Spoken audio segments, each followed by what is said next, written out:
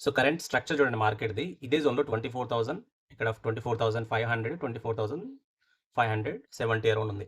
So మనం price యాక్షన్‌తో పాటు option chain అనాలిసిస్‌ని గనుక కంబైన్ చేస్తే మనకు హై ప్రాబబిలిటీ ఉంటుంది.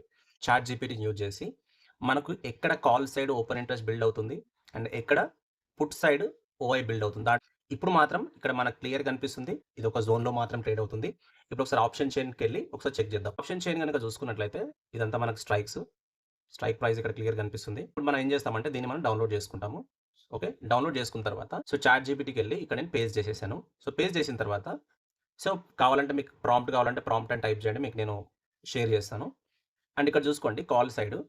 సో ప్రీవియస్‌గా ఏముంది?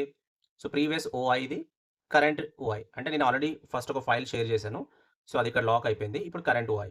24,600 దగ్గర ప్రీవియస్‌గా 5.63 ఉంది. ఇప్పుడు 5.48 అంటే 15,000 వచ్చేసి రెడ్యూస్ అయిపోయింది. అంటే స్క్వేర్ అప్ చేసుకున్నారు. బట్ 24,550 దగ్గర స్ట్రాంగ్ ఓఐ అనేది బిల్డ్ అవుతుంది. సో కాల్ సైడ్ గనుక మనకు ఓఐ బిల్డ్ అవుతుందంటే సో అదొక రెసిస్టెంట్ లాగా యాక్ట్ అవుతది. అదేవిధంగా put side. So put side గనుక చూసుకున్నట్లయితే 24,500 ప్రీవియస్‌గా 7.73 ఇప్పుడు 8.3 అంటే 60,000 పెరిగింది.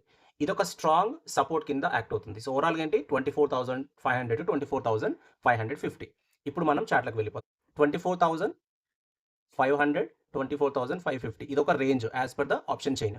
అదే మనకి ఇక్కడ రిఫ్లెక్ట్ అవుతుంది. ఇప్పుడేంటంటే ఏదో ఒక సైడ్ గనుక బ్రేక్ అవుతే మనకు ఒక ఫాస్ట్ ర్యాలీ ఉండే అవకాశం అయితే ఉంటది. ఇక ప్రైస్ యాక్షన్‌తో పాటు ఆప్షన్ చైన్ అనాలిసిస్ గనుక చేసుకుంటే మనకొక డబుల్ కన్ఫర్మేషన్ వస్తుంది. సో మీరు కూడా ట్రై చేయండి కావాలంటే. So thank you so much.